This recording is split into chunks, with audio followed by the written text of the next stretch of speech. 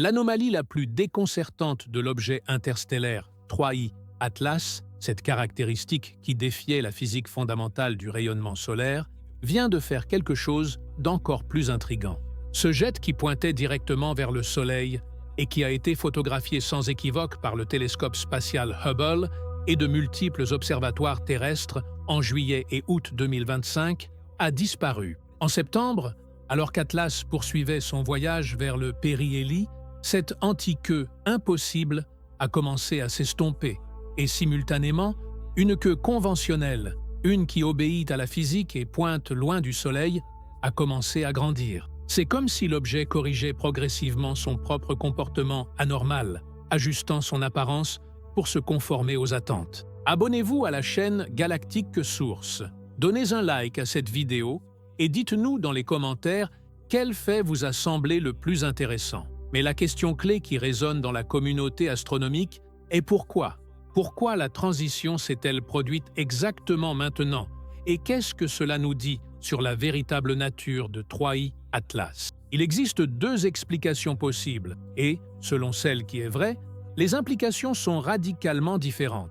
La première hypothèse implique une physique naturelle, bien qu'extrêmement complexe.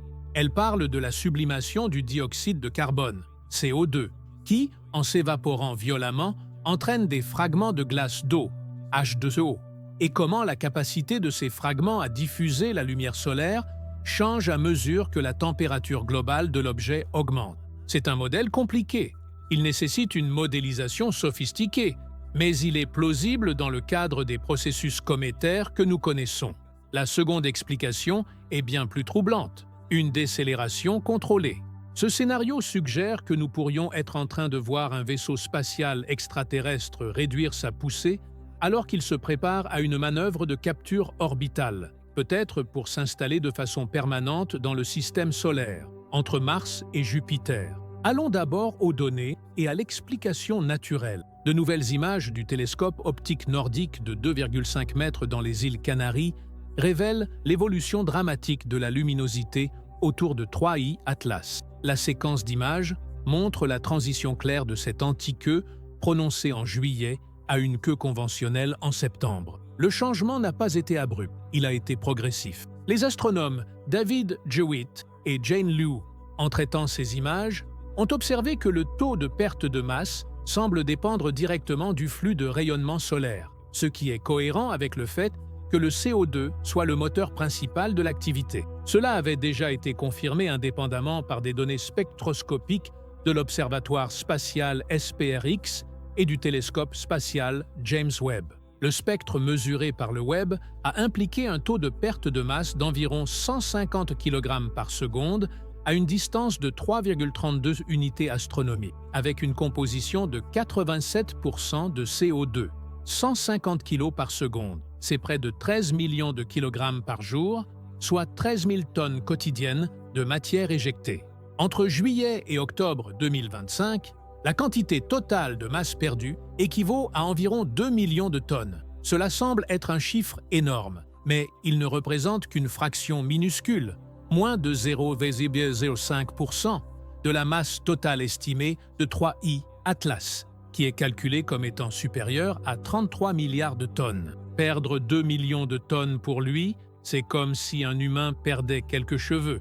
C'est insignifiant pour la structure totale. Tout ce panache de gaz que nous voyons ne nécessite que l'ablation, la perte, d'une couche superficielle d'à peine 4 cm d'épaisseur sur un objet qui mesure 5 km de diamètre, 4 cm. C'est l'épaisseur de la paume de votre main comparée à un objet de la taille de l'île de Manhattan.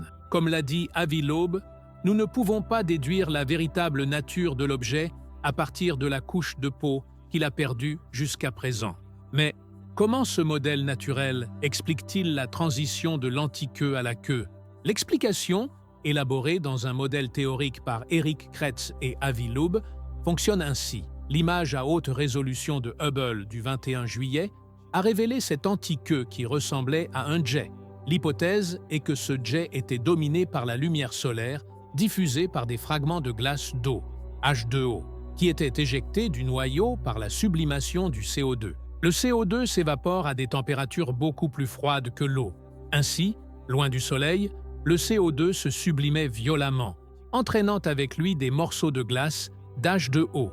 Ces fragments de glace sont très efficaces pour diffuser la lumière solaire. Lorsque 3I Atlas était loin, ces fragments survivaient suffisamment longtemps pour former un nuage dense près du noyau qui, depuis notre angle de vue, qui se trouvait être proche de la direction du Soleil, ressemblait à un jet brillant pointant vers le Soleil. Mais, à mesure que 3I Atlas s'est approché du Soleil et que les températures ont augmenté, le taux de sublimation de l'H2O a augmenté de manière exponentielle. Les fragments de glace s'évaporaient beaucoup plus rapidement.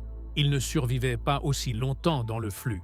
Le résultat combiné fut que la diffusion de la lumière est devenue dominée non pas par la glace, mais par des particules de poussière réfractaires à durée de vie plus longue, des particules qui, elles, sont poussées par le vent solaire, formant ainsi une queue conventionnelle qui s'étend loin du Soleil. C'est de la physique complexe, oui, mais cohérente, et les observations du Keck et de Gemini Sud semblent confirmer cette évolution. Affaire classée, n'est-ce pas? Une comète exotique, mais naturelle, pas si vite. Il y a une autre interprétation qui, bien que plus provocatrice, ne peut pas encore être écartée sans preuve supplémentaire. Adam Hibberd, collègue de Loeb, a souligné quelque chose de troublant. Si l'objet était un vaisseau spatial en train de freiner et que l'antiqueux représentait la poussée du moteur appliquée en direction du Soleil pour réduire la vitesse, la transition observée serait exactement ce à quoi on s'attendrait. Pensons à la physique d'une manœuvre orbitale. Si vous venez de l'espace interstellaire sur une trajectoire hyperbolique et que vous voulez entrer en orbite autour du Soleil, vous devez freiner.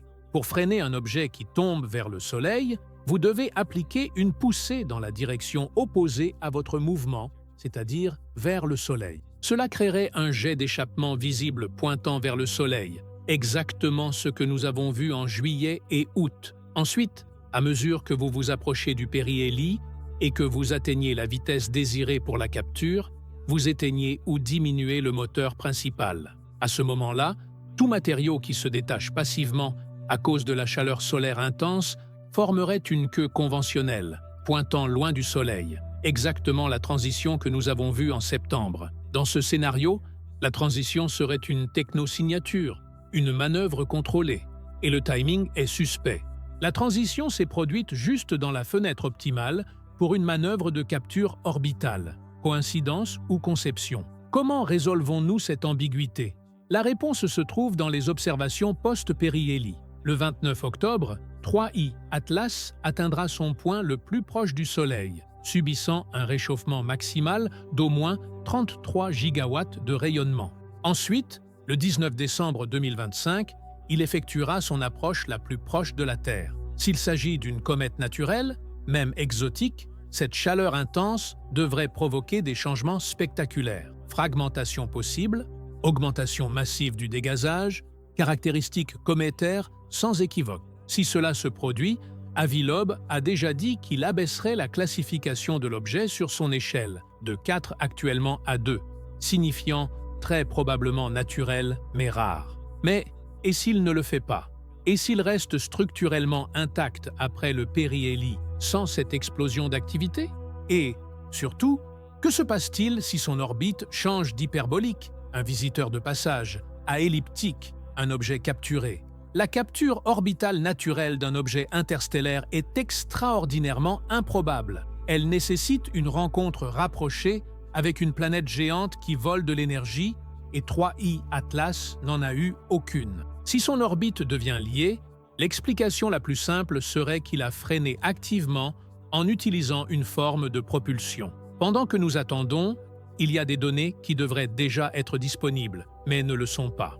Les images capturées le 2 octobre 2025 par la caméra HiRISE à bord de la sonde Mars Reconnaissance Orbiter, qui aurait une résolution de 30 km par pixel et serait un excellent test pour le modèle de coma glacé, restent non publiées officiellement. Cela nous laisse donc au bord d'un précipice. Nous avons une transition d'antiqueux à queue qui peut être expliquée par une physique cométaire complexe ou qui peut être une technosignature de décélération contrôlée.